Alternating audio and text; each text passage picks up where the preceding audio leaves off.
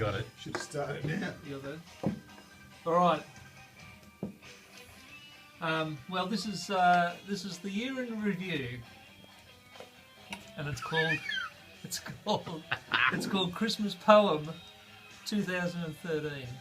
Just for something different. Well, the year started off with all the usual stuff of bushfires and floods, and Aussies doing it tough. The cricket, the tennis, and the sun setting late, and our Timmy just wanting small Asian hands, checking his prostate. So embarrassed that Tim talked about fingers up arses, Julia sought the spotlight and came out with new glasses. She then called an election for September 14, the longest campaign that we've ever seen. Now the cabinet reshuffled and so Roxon was out. Nova Peris came in, being Abbo helping no doubt. And then came the news, which was quite hard to handle.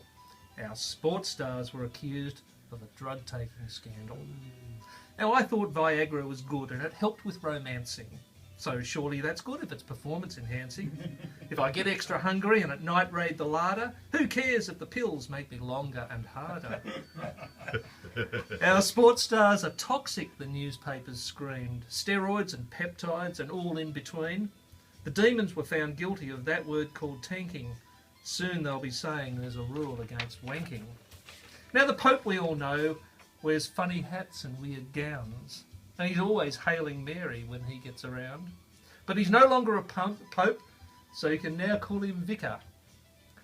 I know one girl who might go there if you fill up with liquor. Now the church is full of kiddie fiddlers, of that there's no doubt. And going camping's not the same when we're all Boy Scouts.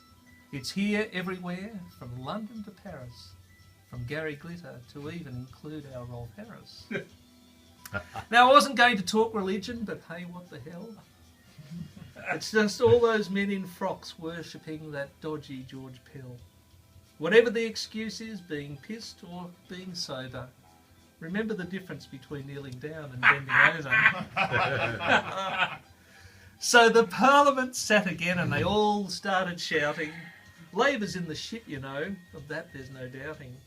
Do we really want the Liberals to have the glory and power?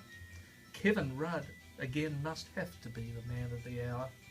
So the electioneering started with promises to fill, and Gillard hit the hustings out at Rooty Hill. She promised them a railway and tax cuts sublime. She's got a cure for cancer and she'll eliminate all crime. In Victoria, Jeff Shaw stormed off in right indignation and forced Big Red Ted to tender his resignation.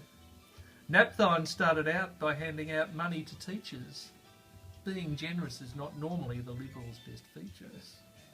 But of course the action as always was up Canberra way, and the spectre of leadership is never far away.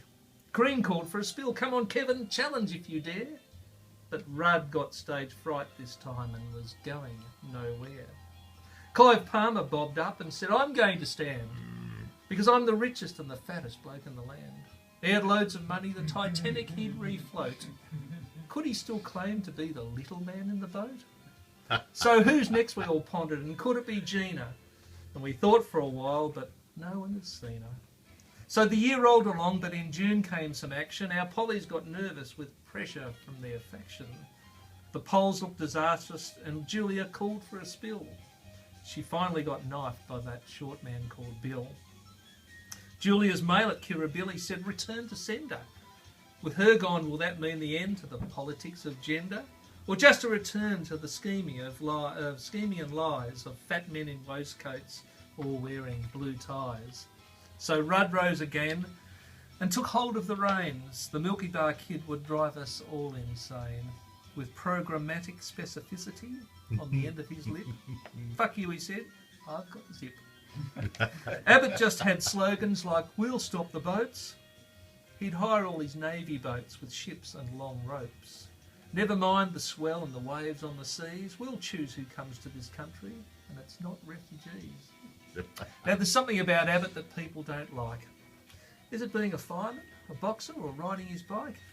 He's a wannabe surfy with his budgie smugglers on tight. a mate to most people, well, as long as you're white. Is it his ears flapping around and his constant muttering, or that pathetic laugh and his stuttering? Is it the lies about Indonesia, about being our best friend? Whatever it is, I wish it would end. Now, the election was boring and needed some life, so Abbott brought out his daughters and wife. The wife is a shocker, but the girls look quite hot. But there's not been much action down near their twat.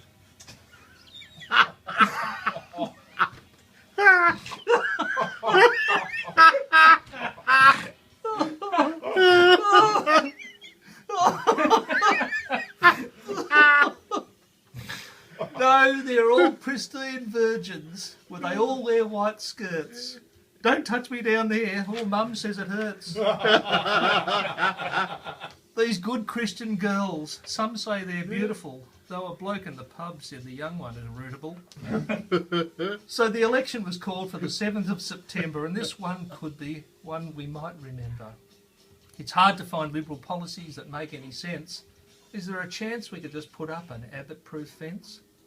Well, we went to the polls and Labor got rolled.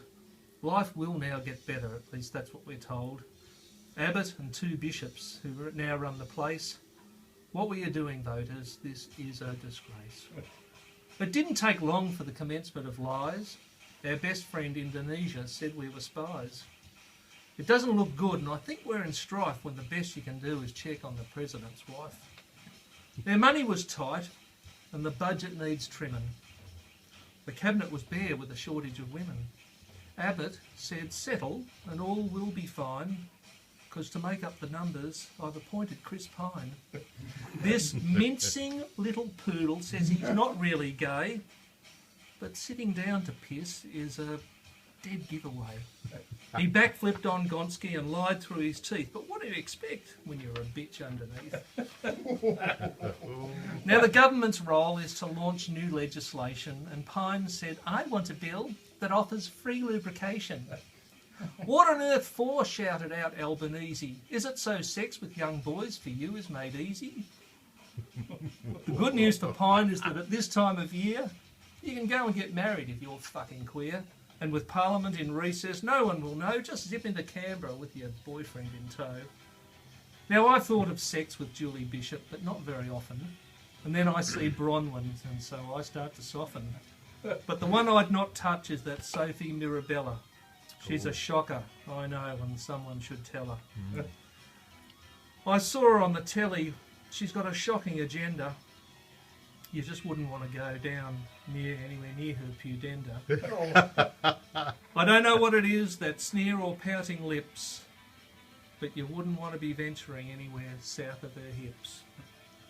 So that's it, folks, where we leave it at this time of the year, and I'm getting ready to get on the beer. Good luck, everyone. Good wishes to all. Enjoy the Yuletide, and let's have a ball. Very good, mate. Very good.